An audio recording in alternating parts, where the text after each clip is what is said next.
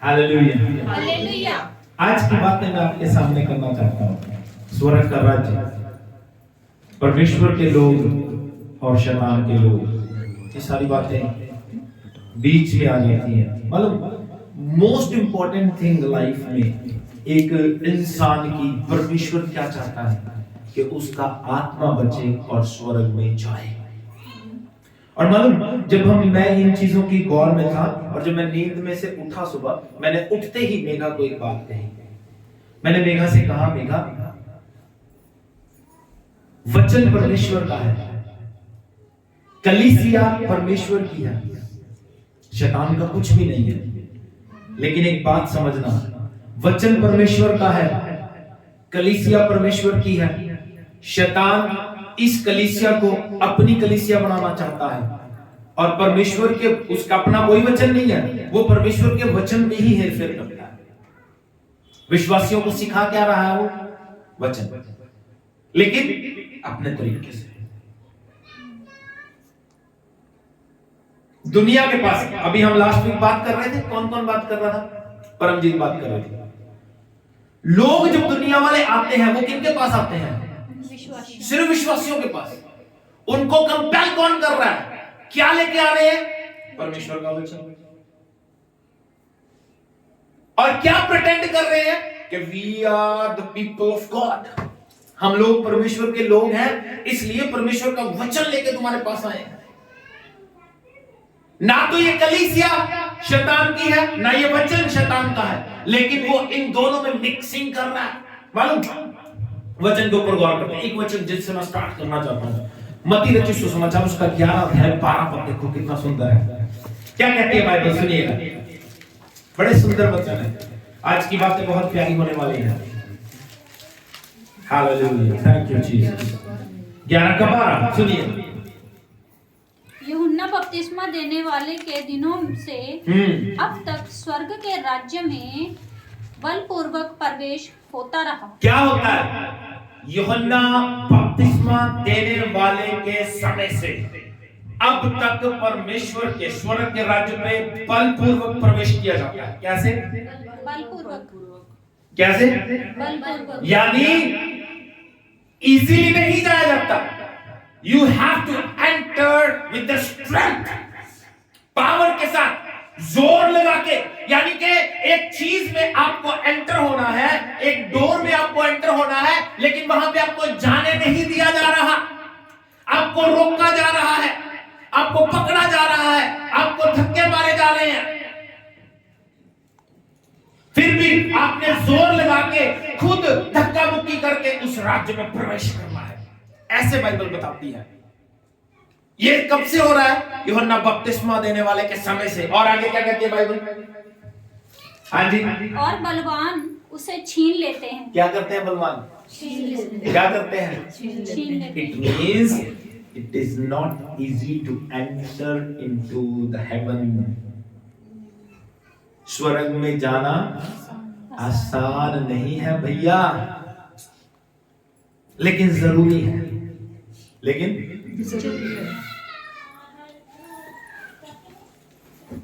स्वर्ग परमेश्वर का है, परमेश्वर का बनाया हुआ है। मैंने कहा, न कलीसिया शैतान की है, न वचन शैतान का है, न स्वर्ग शैतान का, न नरक शैतान का। मालूम आप लोग क्या बात करो? नरक शैतान का नहीं है, नरक शैतान का नहीं है, नरक शैतान के लिए है।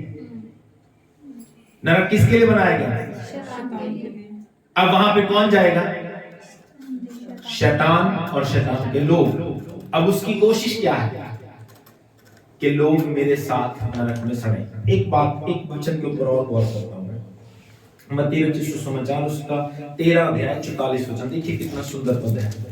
और ये ऐसा एक अध्याय है जिसमें यीशु मसीह सिर्फ स्वर्ग, सिर्फ स्वर्ग, स्वर्ग, स्वर्ग की बात कर रहे हैं। इसका मतलब स्वर्ग इतना इंपॉर्टेंट है, ये जो शरीर है ये स्वर्ग में नहीं जा सकता, आत्मा स्वर्ग में जाएगा। उसकी प्रिपरेशन आपको करनी पड़ेगी, उस पर जोर लगाना पड़ेगा। क्या कहते हैं भाई ब्रह्म जी? स्वर्ग का राज्य खेत में छिपे हुए धन के समान है। कितनी इंपॉर्टेंस है उसकी? खेत में छिपे हुए धन के समान। सुनिएगा, हाँ जी। जिसे किसी मनुष्य ने पाया किसी को धन मिला और छुपा दिया। और उसे छुपा दिया। कहाँ? खेत में। कहाँ पे छुपा दिया? खेत खेत में। आगे क्या किया उसने? और मारे आनंद के जाकर अपना सब कुछ बेच दिया। क्या किया? खुशी के मारे क्या किया? सब कुछ बेच दिया। सब कुछ बेच दिया। क्या किया? सब कुछ बेच दिया। हाँ जी। और उस खेत को मोल ले लिया। क्या किया? उस खेत को मोल ले लिया। इसकी कंपैरिजन, इसका कंपेयर किसके साथ हो रहा है? स्वर्ग के राज्य के साथ। यानी कि उसको पता है एक इंसान उस जमीन को खरीद रहा है जिसमें धन दबा हुआ है। अब वो बाहर की अपनी सारी प्रॉपर्टी बेच देता है ताकि उस खेत को खरीद सके। कल को उस खेत में जो मिलेगा वो उसी का होगा। इंपॉर्टेंस समझो स्वर्ग के राज्य की। ये एक बार नहीं, यीशु मसीह ने कई बार कहा। यीशु मसीह ने कई बार कहा। जैसे मैंने कहा, परमेश्वर का वचन परमेश्वर का ही है, शैतान का नहीं है। मालूम, इसको जब आप पढ़ोगे, इस अध्याय को अपनी जिंदगी में आप गौर करोगे, तो यीशु मसीह शुरू करते हैं बीज बोने वाले के दृष्टांत से। क्या करते हैं? क्या कहते हैं? एक बीज बोने वाला बीज बोने के लिए निकला, और जब वो बीज बो रहा था, कुछ मार्ग में गिरा, कुछ सड़क के किनारे गिरा, और कुछ अच्छी भूमि पे गिरा, और वो फल लाया 100 गुना, 60 गुना और 30 गुना। जब मैं इस बात की गौर में था, सुनिएगा ध्यान से, यीशु मसीह ने ये बातें की। एक सवाल लोगों की जिंदगी में रहता है। यीशु मसीह ने जब ये बातें की तो चेलों ने उनसे पूछा कि भाई प्रभु जी, आप दृष्टांतों में बातें क्यों करते हैं? कैसे बात करते हैं? दृष्टांत। यीशु मसीह कैसे बात करते थे? दृष्टांतों में बातें क्यों करते हैं? प्रभु से कहते हैं। लेकिन प्रभु ने मालूम क्या कहा?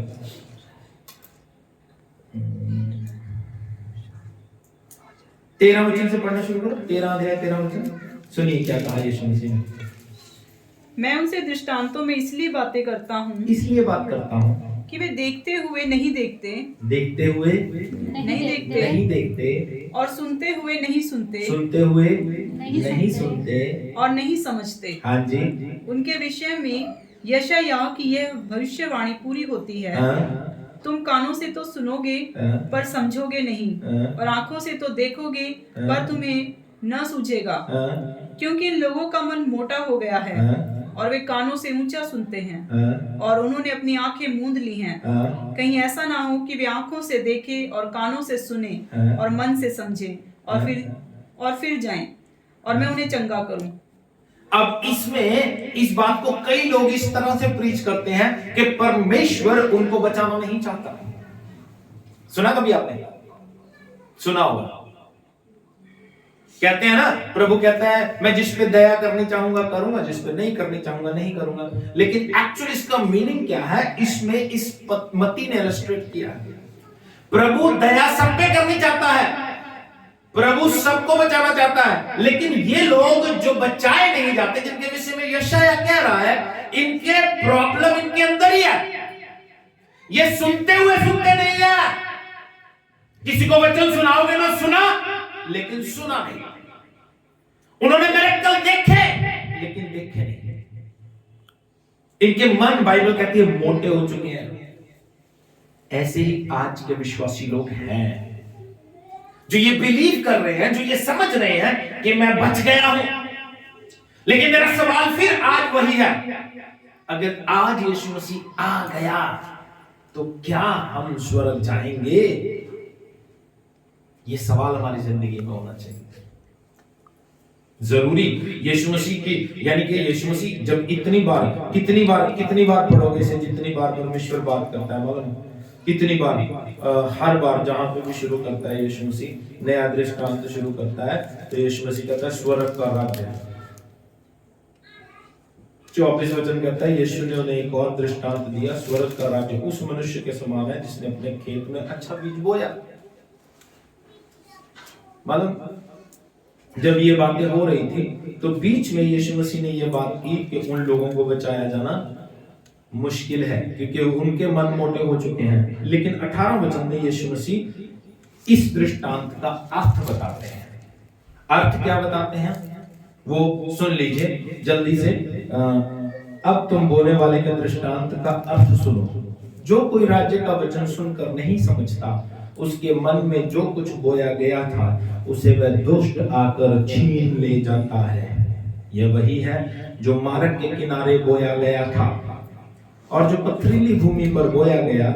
यह वह है जो वचन सुनकर तुरंत आनंद के साथ मान लेता है, पर अपने में जड़ ना रखने के कारण वह थोड़े ही दिन का है, और जब वचन के कारण क्लेश या उपद्रव होता है तो तुरंत ठोकर खाता है। जो झाड़ियों में बोया गया वह यह है जो वचन को सुनता है, पर इस संसार की चिंता और धन का धोखा वचन को दबाता है और वह फल नहीं लाता। तो जो अच्छी भूमि पर बोया गया वह यह है जो वचन को सुनकर समझता और फल लाता, और कोई 100 गुना, कोई 60 गुना और कोई 30 गुना। इस तरह के लोग इन वचनों में हमें मिलते हैं। कई लोग हमारे पास देखे आपने, कई लोग 20-20 साल से यीशु मसीह को जानते थे, लेकिन आज यीशु मसीह के पास नहीं है। यीशु मसीह को 20-20 साल से जानते थे, लेकिन आज यीशु मसीह के पास नहीं है। उनके अंदर जो वचन बीजा गया था, जो संसार का धोखा था, दुनिया का जो धोखा था, उन्होंने आके उनको दबा लिया। धन का धोखा था, उन्होंने आके दबा लिया। जब यीशु मसीह ये बात करते हैं तो यहाँ पे बाइबल बताती है, एक वचन जो बीच में आता है वहां पे बाइबल बताती है 19 वचन में कि शैतान आके वचन को चुरा के ले गया। क्या कर गया? चुरा के ले गया, छीन के ले गया। लेकिन जैसे ही अगला दृष्टांत यीशु मसीह कहते हैं 24 पद से, यीशु ने उन्हें एक और दृष्टांत दिया, स्वर्ग का राज्य उस मनुष्य के समान है जिसने अपने खेत में अच्छा बीज बोया। जिसने अपने खेत में क्या किया? अच्छा बीज बोया। और बाइबल बताती है, जब आप इसे पढ़ोगे तो उसके बाद बैरी रात को आके उसमें बुरा बीज बो के चला गया। उसमें बुरा बीज बो के चला गया।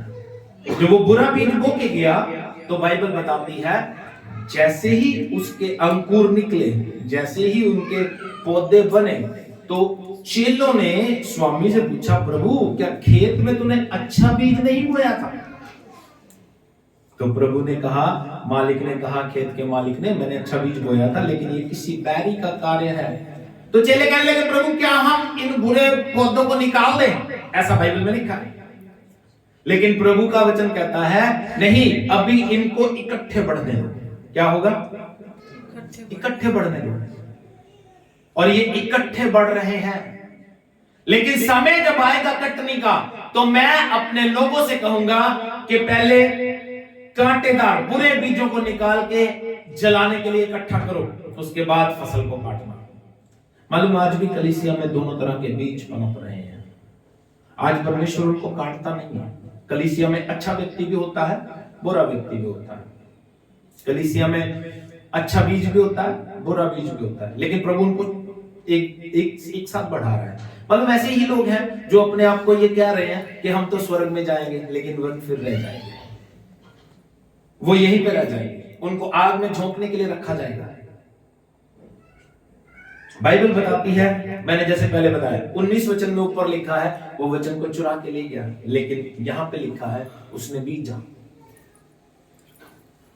मैंने पहले बताया, ना तो वचन परमेश्वर, ना तो वचन शैतान का है, ना ही ये कलीसिया शैतान की है, लेकिन शैतान कार्य जरूर करता है इसमें। वचन चुराता भी है, वचन बीजता भी है।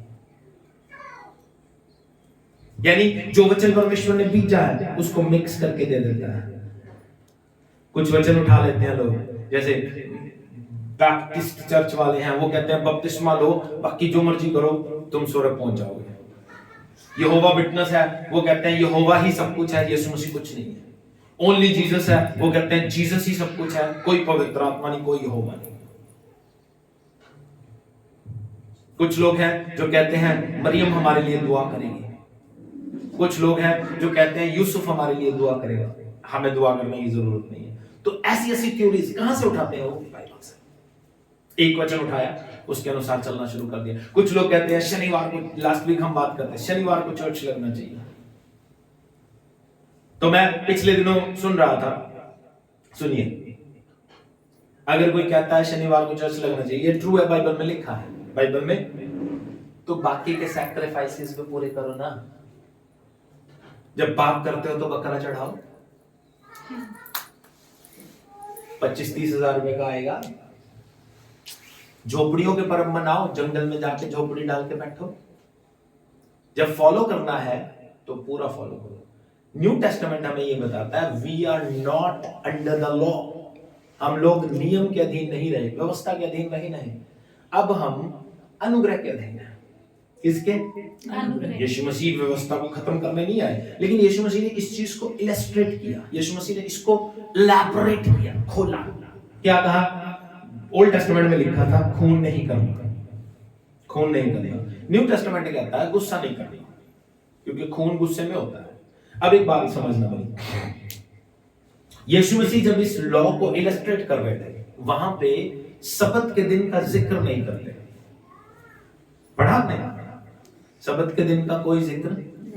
इसका मतलब यीशु मसीह कहते हैं, यीशु मसीह ने कहा, जब यीशु मसीह एक खेत में से जा रहे थे तो उसके चेले पाले तोड़ तोड़ के खा रहे थे। लोगों ने कहा, ओए तेरे चेले क्या गलत काम कर रहे हैं, सब्त के दिन तो कोई काम नहीं करना। जब फॉलो करना है तो पूरी तरह से करना है ना। जब फॉलो करना है, बाइबल बताती है सब्त के दिन, ओल्ड टेस्टामेंट जब आप पढ़ोगे तो आपको कैसे फॉलो करना है। आपके जानवर तक काम नहीं करेंगे, आप खाना नहीं बनाओगे, आप नहाओगे नहीं, कुछ नहीं करोगे, नो ब्रश, नो टॉयलेट, कुछ नहीं, सिर्फ फ्री बैठना है, क्योंकि प्रभु ने 6 दिन में सृष्टि की रचना की, 7वें दिन रेस्ट किया, रेस्ट डे है। ओके, और यहां तक बाइबल कहती है कि 6 साल तक वो लोग फसल उगाते थे, 7वें साल जमीन को भी विश्राम देते थे। यू कैन नॉट फॉलो, आप कर ही नहीं पाओगे।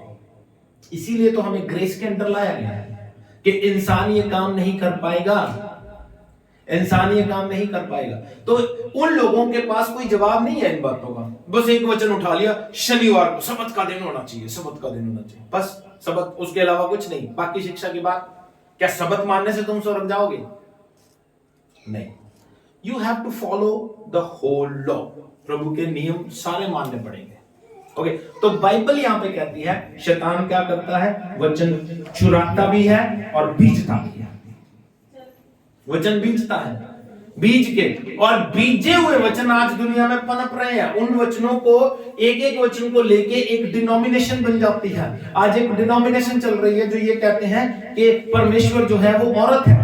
आज एक डिनोमिनेशन चल रही है, मालूम, क्रिश्चियनिटी में सबसे ज्यादा डिनोमिनेशन है, 352, 352 तरह के क्रिश्चियन है दुनिया में। कोई मरियम को मानता है, कोई यूसुफ को मानता है, कोई यीशु मसीह को मानता है, कोई यहोवा को मानता है, कोई त्रिएक परमेश्वर को मानता है। लेकिन ऐसे लोग भी हैं जो मतलब जीसस को पूरी तरह फॉलो करते हैं, जो ये कहते हैं, इधर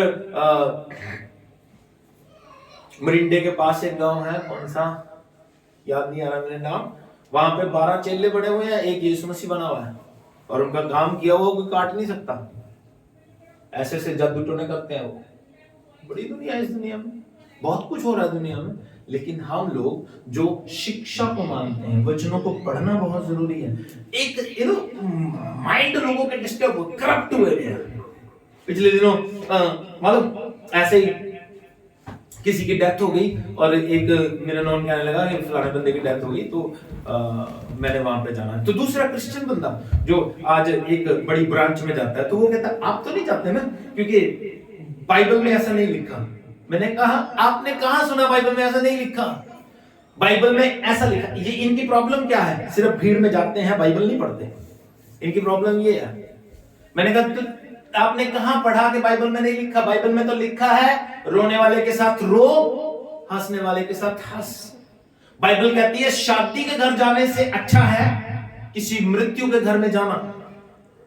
बाइबल तो ये कहती है। अब उसने कौन सी बाइबल पढ़ी है? I don't know. ये अपनी थ्योरी, अपना माइंड, सुनी सुनाई बातें, हम ऐसे नहीं करते, हम ऐसे नहीं करते, ये कहां से आती है?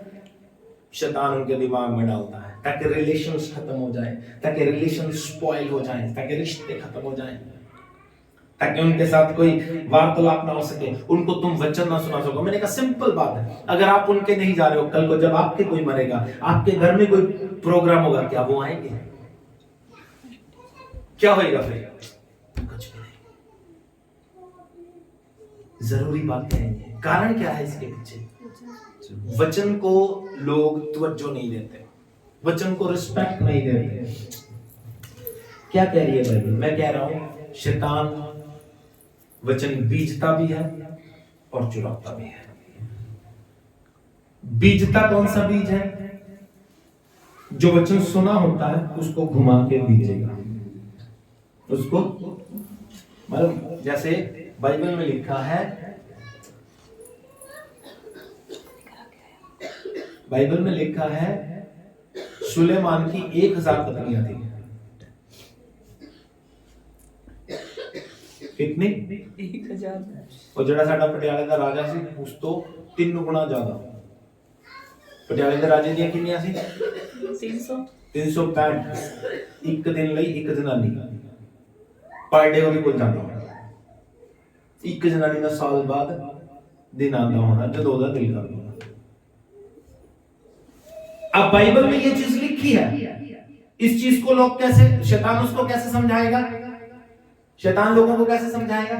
सुलेमान की 1000 थी, 2-3 तो तू भी रख सकता है। बहाना क्या है? बाइबल में लिखा। अब बाइबल में ये चीज लिखी क्यों गई है? वो इसलिए लिखा गया है ताकि तुम ना मानो। अब अगर लॉ में लिखा है खून करने से तुम्हें फांसी होगी, तो वो इसलिए लिखा गया कि तुम मर जाओ? वो इसलिए लिखा गया है ताकि तुम ना करो। अब शैतान क्या करता है? उस वचन को घुमा के बताएगा ऐसे। बंदा क्या करता है? हाँ, वचन में। दूसरा, जो अच्छा बीज होगा, वचन सुन के उसके अनुसार चलने की कोशिश करने की कोशिश करेगा व्यक्ति, उसको चुरा लेगा। वो उसे याद ही नहीं रहता क्या सुना। जब याद ही नहीं रहता तो वो क्या इंप्लीमेंट करेगा, क्या सुनेगा, क्या चलेगा वो वचन के अनुसार। अब मैं बता रहा हूं, बाइबल में लिखा है दोनों तरह के लोग, अच्छे भी बुरे भी, कलीसिया में बढ़ते हैं। लेकिन जब बढ़ जाएंगे, जब बड़े हो जाएंगे, पेड़ बड़े हो जाएंगे, फसल बड़ी हो जाएगी, तो पहले बुरे निकाले जाएंगे, उसके बाद अच्छे बीज निकाले जाएंगे। अब ये डिपेंड्स ऑन अस। जैसे मैंने पहले बताया, बाइबल में लिखा है, इस 13 अध्याय को अपने घर पे बैठ कर दिल से पढ़ना, दिल से, आत्मा से। जैसे मैंने पहले बताया, प्रभु क्या कहते हैं? वो सुनते हुए सुनते नहीं है। आज भी कलीसिया में ये लोग हैं, सुनते हैं लेकिन सुनते नहीं है। मैं आपको बताता हूं, आपके नोन हो ना, किसी कलीसिया में गए हो, किसी चर्च में गए हो, जैसे ही वो आए या आपकी बात हो तो उनसे एक सवाल करना, आज चर्च में क्या सीख के आए? उनका मोस्ट ऑफ द जवाब बताओ क्या होता है? आज विश्वास के बारे में सीखा। मालूम क्यों? क्योंकि ये एक मेन टॉपिक है विश्वासियों का, इससे ज्यादा बात नहीं करते वो। लेकिन अगर आप उनका प्रचार ऑनलाइन सुन लोगे तो वो कुछ और ही होगा। लेकिन ये जो गए, जिन्होंने टाइम वेस्ट किया, इनको नहीं पता क्या सुना था। अच्छा, ये उनकी प्रॉब्लम नहीं है, ये हमारी भी हो सकती है। अगर हमें कोई पूछे लास्ट वीक क्या सुना था, हमें भी नहीं पता होता। कारण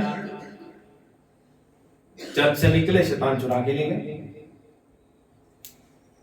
या उल्टी तरह बीच के चला जाएगा। ये दोनों काम शैतान करता है। तो मैं ये कह रहा हूं, फिर से अपनी बात रिपीट कर रहा हूं, कलीसिया वचन परमेश्वर का है, शैतान का नहीं है। लेकिन शैतान इन दोनों में इंटरफेयर कर रहा है, कलीसिया को स्पॉइल कर रहा है, वचन को स्पॉइल कर रहा है, सिखा रहा है शैतान कलीसिया को, और कलीसिया मान भी रही है। बाइबल बताती है, सुनिए।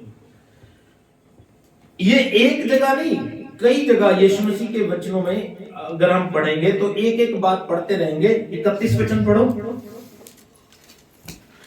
13 का। उसने उन्हें एक और दृष्टांत दिया, स्वर्ग का राज्य राई के एक दाने के समान है, जिसे किसी मनुष्य ने लेकर अपने खेत में बो दिया। वह सब बीजों से छोटा तो होता है, पर जब बढ़ जाता है तब सब साग पात से बड़ा होता है, और ऐसा पेड़ हो जाता है कि आकाश के पक्षी आकर उसकी डालियों में बसेरा करते हैं। अब परमेश्वर का राज्य, स्वर्ग का राज्य किसके समान है? राई के दाने।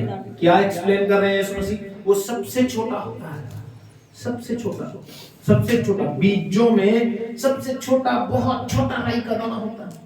लेकिन जब उसको बीजोगे तो वो पेड़ सबसे बड़ा होगा।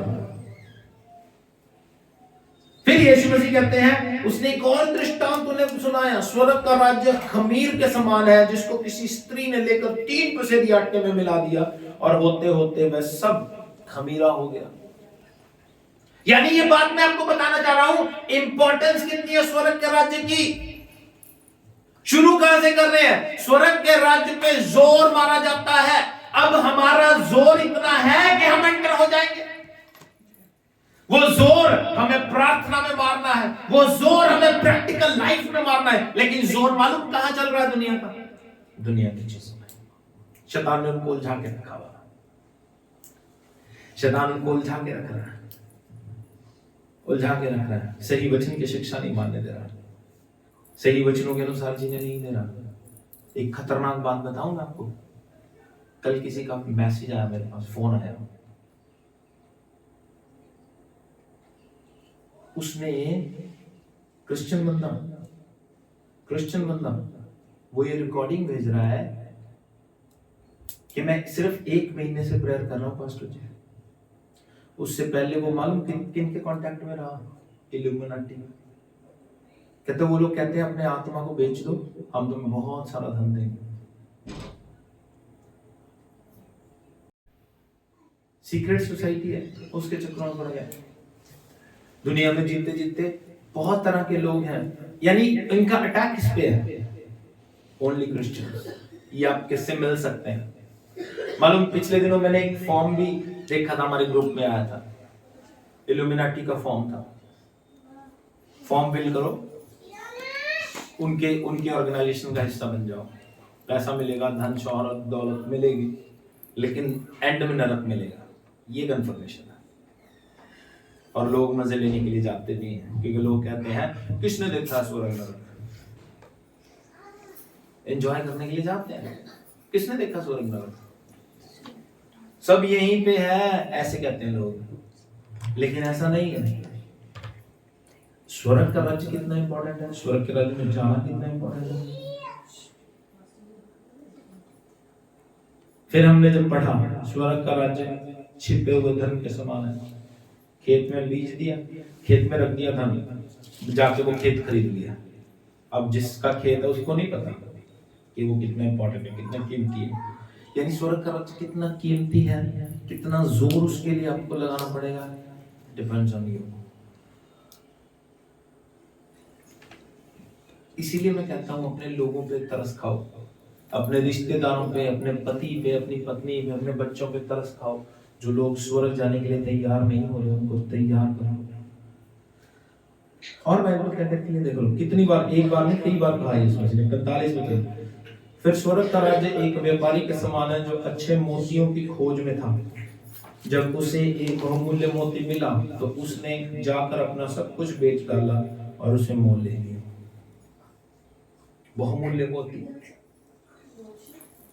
फिर 47 वचन, फिर स्वर्ग का राज्य उस बड़े जाल के समान है जो समुद्र में डाला गया और हर प्रकार की मछलियों को समेट लाया। और जब जाल भर गया तो मछुए उसको किनारे पर खींच लाए और बैठकर अच्छी अच्छी तो बर्तनों में इकट्ठा की और निकम्मी निकम्मी फेंक दी। जगत के अंत में ऐसा ही होगा। स्वर्गदूत आकर दुष्टों और धर्मियों को अलग करेंगे और उन्हें आग के कुंड में डालेंगे जहां रोना और दांत का पीसना होगा।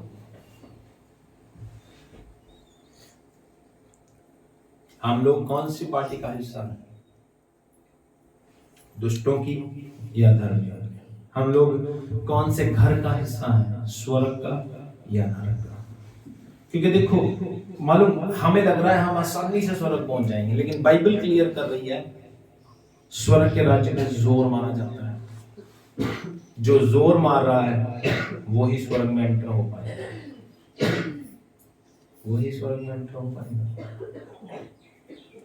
जोर लगाना पड़ेगा, आसानी से नहीं जा सकते, उसके लिए मेहनत करनी पड़ेगी। भूल जाओ दुनिया में किस बात के लिए मेहनत कर रहे हो। दुनिया में मेहनत करते हैं लोग, मालूम फालतू चीजों के लिए मेहनत कर रहे हैं। कोई गेम के लिए मेहनत कर रहा है, कोई पतंगबाजी के लिए मेहनत कर रहा है। इसे मैंने पूछा कि पिछले हफ्ते क्यों नहीं आया चर्च में?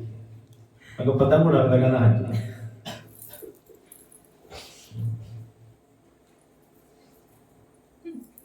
और मैं सच बता रहा हूं, यीशु मसीह आ जाएंगे, ऐसे ही समय में आएंगे। कब? बाइबल कहती है जैसे चोर आता ना वैसे आएंगे, और जो पतंग उड़ा रहा है वो पतंग उड़ाता रह जाएगा, नीचे मम्मी गायब। मम्मी कहां गई? रैप्चर हो गया। और जो गेम खेल रहा है वो गेम ही खेलता रह जाएगा, जो बाहर क्रिकेट खेल रहा है वो क्रिकेट ही खेलता रह जाएगा, जो जहाज उड़ा वो जहाज उड़ाता रह जाएगा। मतलब ये वो लोग हैं जो सिर्फ अपनी दुनिया की बातों पे कॉन्सेंट्रेट कर रहे हैं। दुनिया में रहना है हमने, लेकिन इनके जैसे नहीं बनना। हमें तो स्वर्ग के लिए जोर मारना पड़ेगा, स्वर्ग पे जोर मारना पड़ेगा हमें। अब हम लोग किस लेवल तक पहुंच चुके हैं अगर हम देखें तो मैं जैसे हमेशा कहता हूं, हमारा लेवल 0 है, हमारा लेवल 0 है।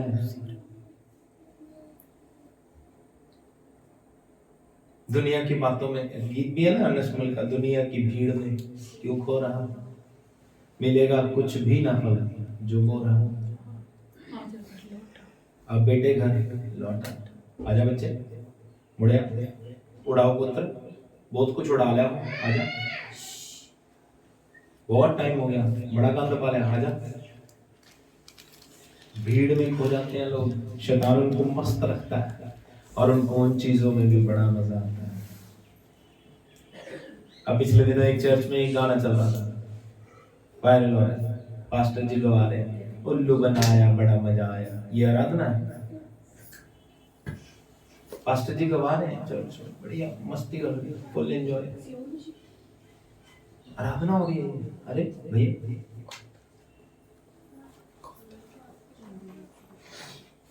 बड़ा मजा आया, उल्लू बनाया बड़ा मजा आया। एक पिछले दिनों चल रहा था, जियो हजारों साल, पापा का जन्मदिन था, हैप्पी बर्थडे पापा। ये आराधना है। शैतान ने उनको किन चीजों में लगा रखा है? लास्ट वीक भी मैं कह रहा था, भंगड़े में लगा रखे हैं लोग, भंगड़ा चल रहा है चर्च में। नहीं भैया, दाऊद बहाना क्या है? दाऊद नाचा था। दाऊद में और तुम में फर्क है? दाऊद में और तुम में क्या फर्क है? खुद गाओ और नाचो। नहीं, मैं आपको एक बात बताता हूँ, वो नाचते नाचते नंगा दिखाई दिया था, तुम नंगे होके नाच रहे हो।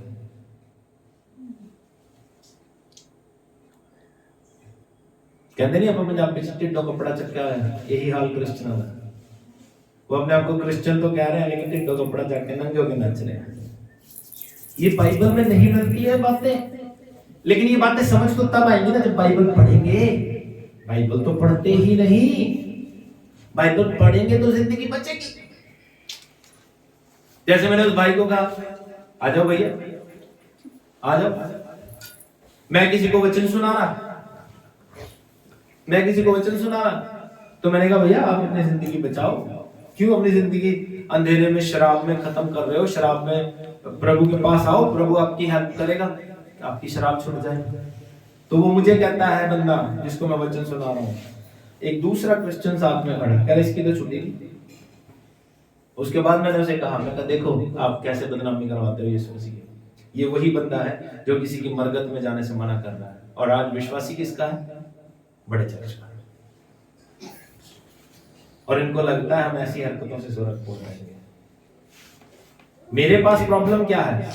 मेरे पास ज्यादा लोग टिकेंगे नहीं, कारण शिक्षा मिलेगी, सही शिक्षा मिलेगी, और शैतान उनको सुनने नहीं देगा। शैतान चाहेगा यहां से भागे कहीं और जाके सुने, गंदमंद सुनेंगे, दुनिया की बातें सुनेंगे तो रहेंगे तो मेरी जेब में ही। मालूम,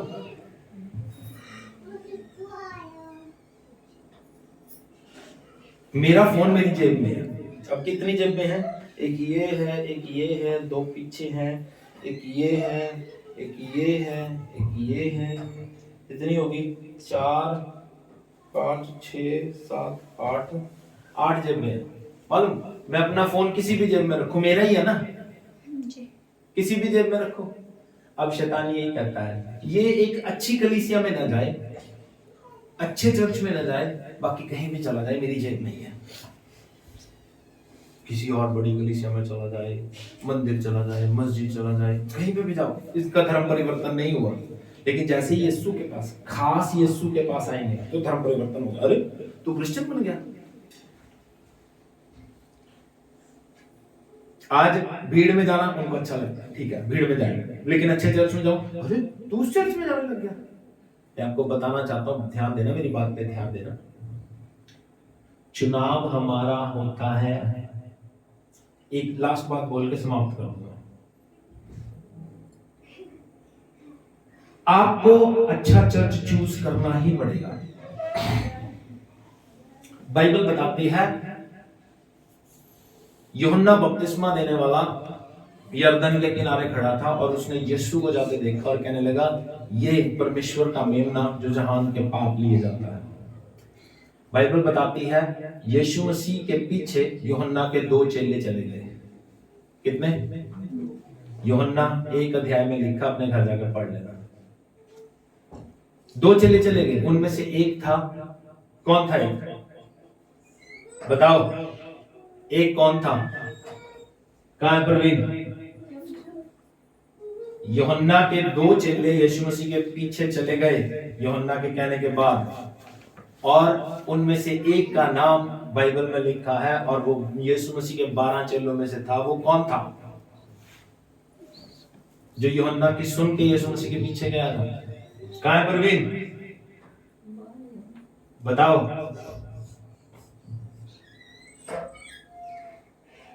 अंद्रियास। कौन था? कौन था?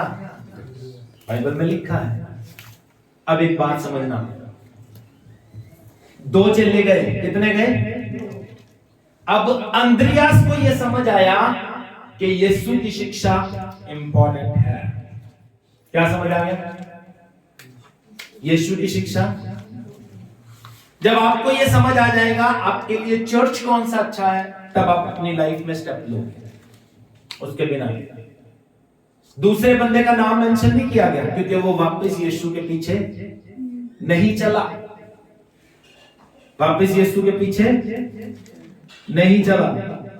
पढ़ना चाहते हो क्या? यूहन्ना 1 अध्याय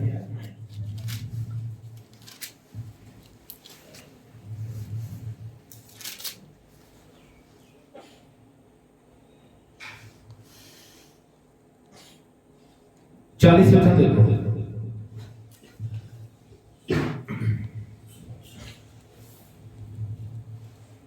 हाँ जी, यूहन्ना 1 का 40।